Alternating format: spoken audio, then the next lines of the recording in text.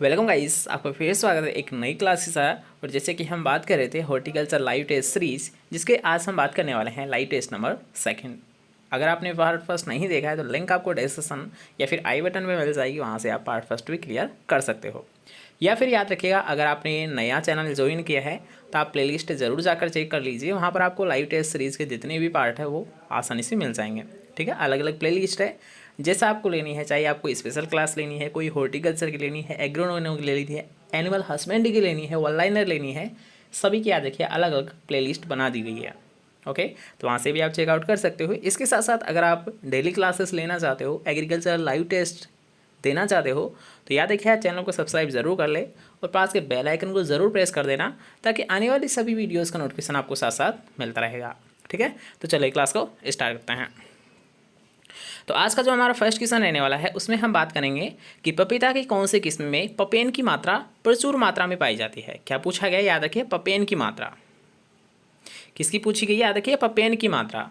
तो पपेन सबसे पहले तो होता है क्या है, इसको थोड़ा सा हम समझ लेते हैं। तो याद रखिए जो पपीते का जो फल होता है, मान लीजिए जो कच्चा फल होता है, ठीक है, तो इससे क्या होता है, इस पर चीरा लगाकर, इस पर क्या होते हैं, याद रखें, इस पर चीरा लगा के इसे एक हल्का जो सफ़ेद मटेरियल, मतलब एक याद रखिए मिल्क जैसा लिक्विड निकाला जाता है। किससे, इसके कच्चे फल से।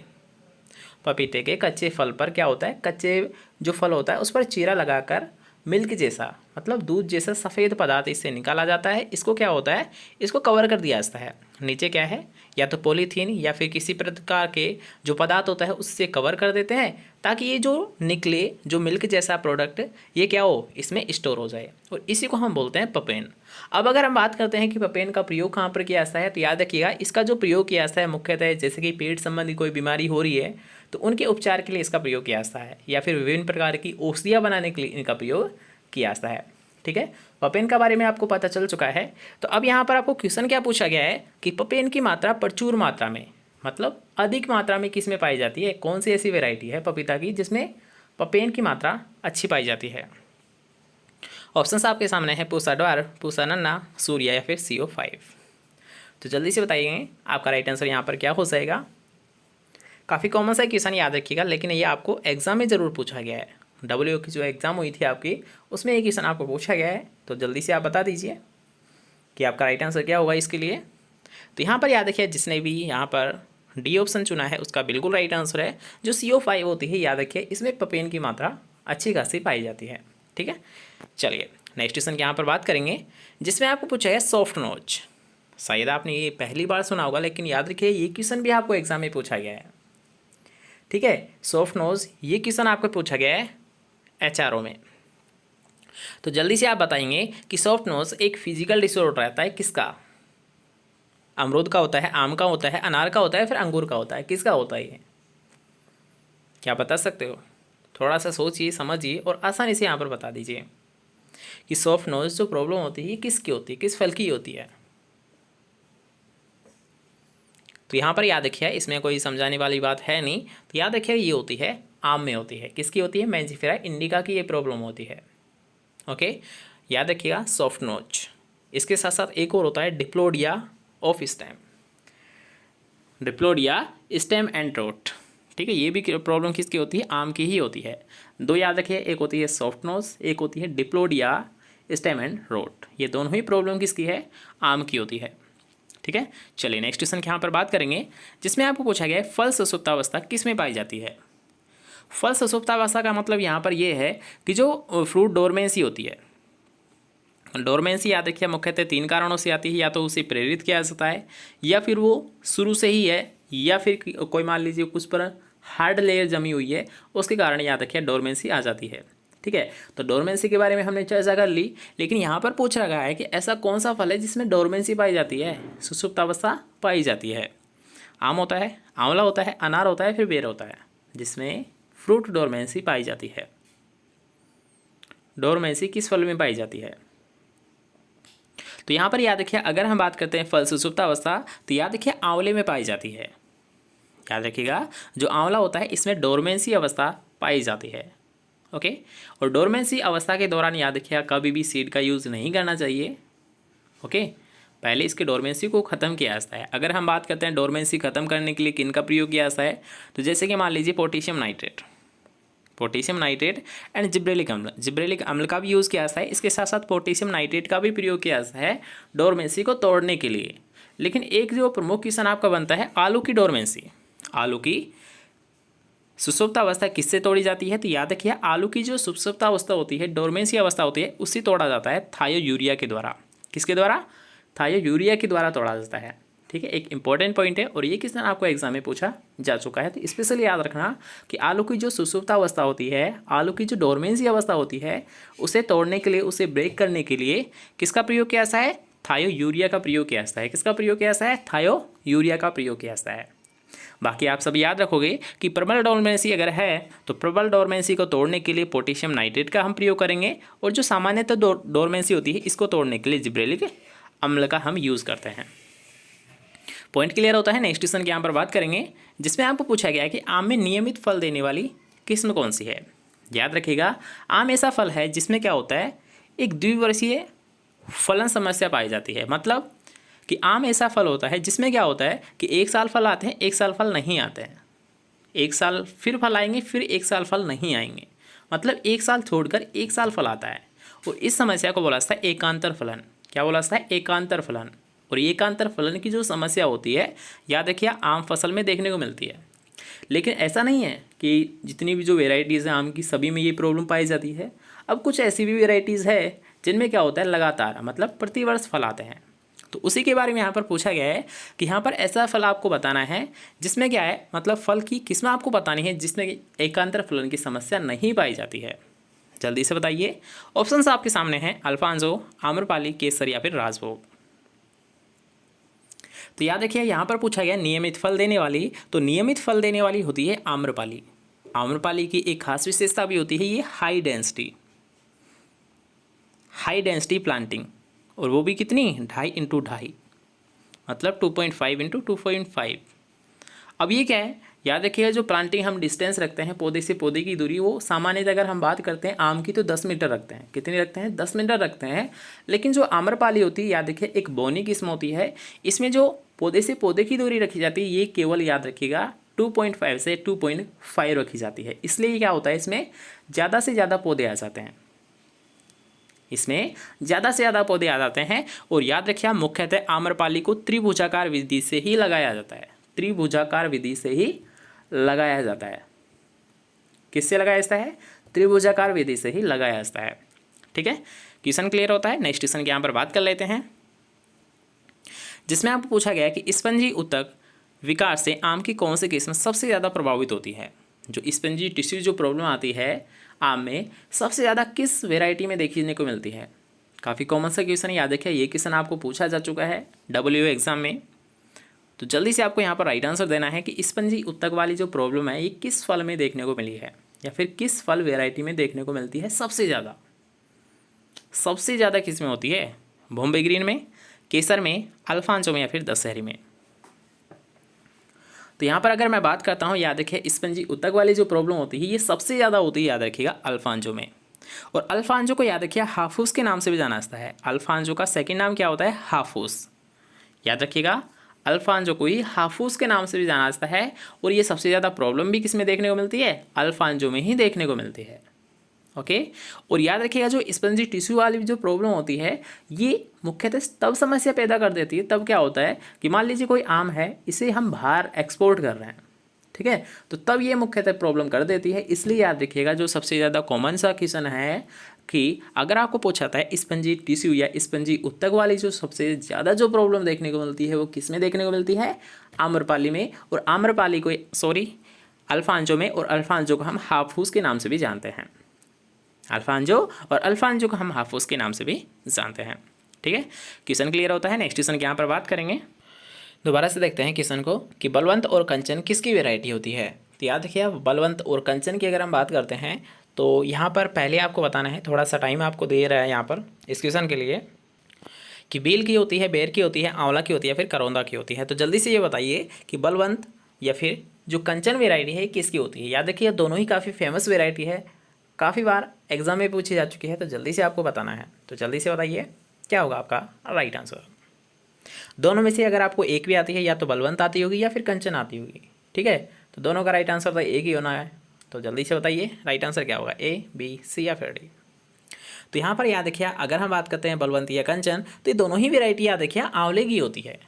किसकी वैरायटी होती है? दोनों ही आंवले की वैरायटी होती है। और आंवले में सुसुप्त अवस्था भी पाई जाती है, क्या? डोरमेंसी अवस्था भी पाई जाती है। नेक्स्ट क्वेश्चन के यहाँ पर बात करेंगे, जिसमें आपको पूछा गया है सोलो और ताइवान। काफ़ी फेमस क्वेश्चन, याद रखिएगा ये भी, कि सोलो और ताइवान किसकी विदेशी किस्म है। आपको ये पहचाननी है कि जो सोलो है या फिर ताइवान है, ये वेराइटी किसकी है, किस फल, ऐसा कौन सा फल है जिसकी ये वेराइटी है सोलो और ताइवान। पपीता, अनानास, चीकू या फिर मैंगो स्टेन। क्या लगता है आपको, आपका राइट आंसर क्या होगा यहाँ पर, कि जो सोलो और ताइवान जो वेराइटी है ये किसकी है? पपीता की, अनानास की, चीकू की या फिर मैंगो स्टेन की। तो यहाँ पर याद रखिए, अगर हम बात करते हैं सोलो और ताइवान, तो ये दोनों ही वेराइटी याद रखिए, ये दोनों ही वेराइटी जो विदेशी किस्म होती है ये होती है पपीता की होती है। इसलिए इसका राइट आंसर भी क्या हो जाएगा, ए ऑप्शन इस राइट आंसर। याद रखिएगा, पपीते की अगर हम बात करते हैं बॉटनिकल नेम, तो इसका जो बॉटनिकल नेम होता है वो होता है केरिका पपाया। और अगर हम बात करते हैं इसकी फैमिली, तो वो होती है कैरिकेसी। आपको अभी बताया था कि याद रखिए, पपीता से एक बाई प्रोडक्ट तैयार किया जाता है, उसे हम बोलते हैं पपेन। और पपेन का प्रयोग याद रखिएगा उदर संबंधित मतलब पेट संबंधित विकारों को दूर करने के लिए किया जाता है। ठीक है, सारे पॉइंट याद हो चुके हैं। चलिए नेक्स्ट क्वेश्चन की यहाँ पर बात करेंगे। इसके साथ साथ एक और यहाँ पर क्वेश्चन याद रखना कि पपीते का पीला रंग किसके कारण होता है। काफ़ी फेमस है क्वेश्चन, याद रखिएगा, पपीते का जो पीला रंग होता है ये क्यों होता है, क्या कारण होता है इसका? तो इसका कारण होता है केरिका जेंथिन। क्या होता है? केरिका जेंथिन के कारण याद रखिएगा पपीता का पीला रंग होता है, केरिका जेंथिन के कारण होता है। ठीक है, याद रखिएगा। नेक्स्ट क्वेश्चन की यहाँ पर बात करेंगे, जिसमें आपको पूछा गया है कि नींबू का कैंकर रोग का कारण क्या है। जिसे आप याद रखिएगा सिट्रस कैंकर के नाम से भी जानते हो। तो ये जो सिट्रस कैंकर रोग है ये किसके द्वारा होता है, मतलब इसका जो कारण होता है, जीवाणु होता है, कवक होता है, विषाणु होता है या फिर निमेटोड होता है। अगर मैं बात करूँ यहाँ पर, तो जेंथोमोनास कंप्रेस्टिस वेराइटी, ठीक है, जेंथोमोनास स्पीसीज के द्वारा होता है। अब जेंथोमोनास क्या है? कोई विषाणु है, कोई जीवाणु है, कोई वायरस है या फिर कोई कवक है, यही बता दीजिए। आपको यहाँ पर हिंट दे दी गई है कि जेंथोमोनास। अब जेंथोमोनास किस में आता है? कोई सा भी रोग अगर मान लीजिए जेंथोमोनास स्टार्ट है, अगर वो किस प्रकार का है, तो याद रखिए जेंथोमोनास के जितने भी जो रोग है वो सेम ही होंगे। और जेंथोमोनास याद रखिए एक जीवाणु की स्पीसीज होती है। किसकी होती है? जीवाणु, मतलब बैक्टीरिया की स्पीसीज होती है। इसलिए इसका राइट आंसर भी क्या है? First option is right answer. याद रखिएगा, अगर हम बात करते हैं जैसे कि मान लीजिए रोग कारक, क्या आपको अगर मान लीजिए कोई सा भी याद नहीं आ रहा है, तब आपको ध्यान क्या रखना है यहाँ पर कि मान लीजिए कोई जेंथोमोनास की है, आपको मान लीजिए अगर मान लीजिए आपको किसी भी फल का आ रहा है जेंथोमोनास, ठीक है, कोई सा भी ऐसा वेराइटी है, कोई सा भी ऐसा रोग है जिसमें जेंथोमोनास आ रहा है, तो वो अगर आपको पता है ना ये जीवाणु जनित है, तो भाई कोई सा भी देख लेना, अगर उसमें जेंथोमोनास आ रहा है रोग कारण, तो सभी याद रखिए जीवाणु के ही होंगे। क्यों? क्योंकि याद रखिए जेंथोमोनास एक स्पीसीज है, किसकी है? जीवाणु की है, बैक्टीरिया की है। जैसे कि अगर मैं बात करता हूँ विल्ट, तो विल्ट याद रखिए बहुत सारी फसलों में भी होती है और फलों में भी होती है। तो विल्ट अगर मान लीजिए एक कवक से हो रही है तो दूसरी भी कवक से ही होगी। ऐसा नहीं है कि एक विल्ट अलग से हो रही है दूसरी विल्ट अलग से हो रही है, नहीं, कवक है तो कवक ही रहेगी, बस थोड़ा सा स्पीसीज का नाम अलग हो जाता है। नाम याद रखिएगा सेम नहीं होते हैं, नाम सेम नहीं होते, नाम बदल जाते हैं, लेकिन कारण एक ही होता है, कवक होता है। ठीक है, ऐसे याद रखा करो। अगर आपको कोई कन्फ्यूज़न आता है तो आप ऐसे भी याद रखिएगा, उस क्वेश्चन का राइट आंसर पता कर सकते हो।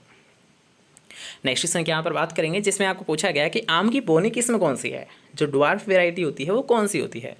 तो अभी हमने बताया था आपको, अगर आपने थोड़ा सा भी क्लास पर फोकस किया होगा, इसी क्लास में ये बताया था कि आम की बोनी किस्म कौन सी है।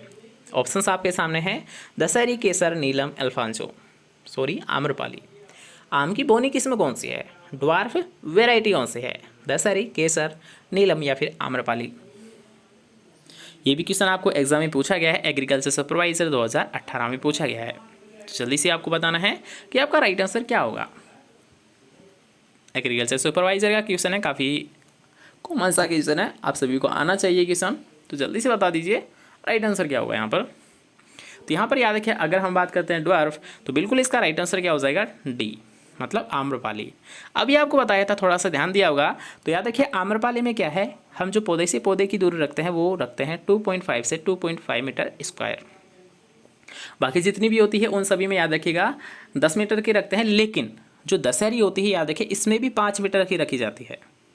याद रखना 2.5 × 2.5 मीटर तो रखी जाती है आम्रपाली में, लेकिन जो दशहरी होती है इसमें 5 मीटर की डिस्टेंस रखी जाती है पौधे से पौधे की दूरी। ठीक है, ये भी याद रखना, इससे भी क्वेश्चन पूछ सकता है। ओके, इसके साथ साथ अगर मैं बात करूँ आम्रपाली, तो आम्रपाली को अभी भी आपको बताया था कि इसे त्रिभुजाकार विधि से ही लगाया जाता है। कॉमन से अगर आपको क्वेश्चन पूछा आता है कि आम्रपाली को किस मेथड से, जैसे कि वर्गाकार हुआ, पंचभुजाकार हुआ, षटभुजाकार हुआ, त्रिभुजाकार हुआ, कंटूर विधि हुआ, तो इनमें से किस विधि के द्वारा लगाया जाता है, तो याद रखिए त्रिभुजाकार के द्वारा लगाया जाता है। ठीक है, ये क्वेश्चन याद रखिएगा। अगर हम बात करते हैं इसके पौधों की संख्या, तो पौधों की संख्या अगर बात करेंगे आम्रपाली लगभग 1600 पौधे प्रति हेक्टेयर आएंगे, लगभग 1600 पौधे प्रति हेक्टेयर आएंगे। ठीक है, आम्रपाली वैरायटी में। चलिए नेक्स्ट क्वेश्चन के यहाँ पर बात कर लेते हैं, जो कि आज का हमारा लास्ट क्वेश्चन रहने वाला है।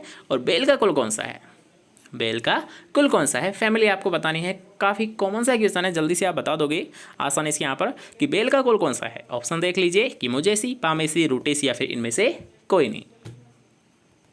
पहचानिए बेल। एग्ले मार्मेलोस, क्या बोलते हैं इसे हम, एग्ले मार्मेलोस इसे हम बोलते हैं। इसकी फैमिली कौन सी है, इसका कुल कौन सा है, मुजेसी, पामेसी, रूटेसी, इनमें से कोई नहीं। तो यहाँ पर अगर हम बात करते हैं बेल, तो याद रखिए इसका कुल होता है रूटेसी होता है। कौन सा कुल होता है, रूटेसी होता है। रूटेसी वैसे किसका कुल होता है, नींबू वर्गीय फलों का होता है। रूटेसी अगर सामान्य अगर हम देखेंगे रूटेसी किसका होता है, तो याद रखिए नींबू वर्गीय फल है, जैसे कि नींबू हुआ, इन सभी का क्या होता है, याद रखिएगा रूटेसी होता है। लेकिन याद रखिए इनके साथ साथ आपको याद रखना है बेल, तो बेल का कुल भी कौन सा होता है, रूटेसी ही होता है। इसके साथ साथ एक और 2 क्वेश्चन हम देख लेते हैं कि मुजेसी की अगर हम बात करेंगे तो बिल्कुल ये केले का कुल है। जो केला होता है, केले का कुल कौन सा होता है, मुजेसी होता है। अगर मैं बात करता हूँ पामेसी, तो पामेसी याद रखिए जो आपकी खजूर है, ठीक है, खजूर, इसको पामिया पामेसी इसका कुल होता है। ठीक है, खजूर का कुल कौन सा होता है, पामिया पामेसी होता है। ओके, रूटेसी की हम बात कर ही चुके हैं। नींबू वर्गीय जो फल होते हैं उनका सभी का कुल रूटेसी ही होता है। ओके, बेल का भी रूटेसी ही होता है। मुजेसी केले का देख लिया, पपीता का गैरिकेसी होता है, आम का एनाकार्डियेसी होता है। ठीक है, ये कॉमन से क्वेश्चन है जो कि आपको पता होना चाहिए। अमरूद का मेरिटेसी होता है, अरंडी का यूरोफोबियेसी होता है। ठीक है, ऐसे याद रखा करो। तिल का पेडिलियेसी होता है, क्योंकि ये काफ़ी कॉमन से क्वेश्चन है। एक जूट का भी आपको पूछा आता है, जूट का टिलियेसी होता है। ठीक है, तो ये कॉमन से क्वेश्चन है जो कि आपको अक्सर एग्जाम में पूछे जाते हैं। तो ऐसे क्वेश्चंस को आप एक साथ याद रखा करो। मान लीजिए सबसे ज़्यादा इंपॉर्टेंट है, उन सभी कुलों को एक बार आप रिवीजन कर लो। जब भी मान लीजिए कोई सा भी आपके क्वेश्चन सामने आ रहा है, तो उससे समझ जितने भी क्वेश्चन आपके माइंड में आ रहे हैं ना, सभी को एक साथ आप कवर कीजिए। फिर देखना आपके कितने क्वेश्चन याद हो जाते हैं एकमात्र क्वेश्चन से। ठीक है, लगे यहाँ पर 10 क्वेश्चन रहे, लेकिन इनसे संबंधित जितने भी यहाँ पर क्वेश्चंस बनते थे लगभग उनके बारे में हमने डिस्कस कर लिया है। तो आई थिंक आपको क्लास पसंद आई होगी। अगर आपको क्लास पसंद आई है तो यार वीडियो को लाइक ज़रूर कर देना, इसके साथ साथ शेयर ज़रूर कर देना, ताकि ज़्यादा से ज़्यादा स्टूडेंट इन क्लासों का बेनिफिट ले पाए, लॉकडाउन में एकमात्र सहारा बन सके। ठीक है, आपको ज़्यादा से ज़्यादा यहाँ पर नॉलेज प्रोवाइड की जा रही है, ताकि लॉकडाउन का जो आप फुल बेनिफिट यहाँ से ले पाओ। ओके, तो याद रखिएगा जितना हो सके आप लाइव क्लास अटेंड कीजिए। ठीक है, ज़्यादा से ज़्यादा लाइव टेस्ट दीजिए यहाँ पर, और हो सके तो अपने फ्रेंड सर्किल को ज़रूर यहाँ पर प्रेजेंट कीजिए, ताकि उनका और आपका खुद का आकलन आप कर पाओ कि उनको कितना आता है, आपको कितना आता है। ठीक है, ये भी आपका एनालाइज हो जाएगा। इसलिए जितने भी फ्रेंड हैं उनको भी बुलाया करो, देखते हैं आप कितना करते हो, मैं कितना करता हूँ। ठीक है, चैलेंज दिया करो, अगर नहीं आता है तो चैलेंज दिया करो, फिर आ जाएंगे। ठीक है, आसानी से मान जाइए तो ठीक है, नहीं तो चैलेंज दे दिया करो। ओके, चलिए मिलते हैं नेक्स्ट क्लास के साथ। जब तक लिए अच्छे से रहिए। Good night, take care.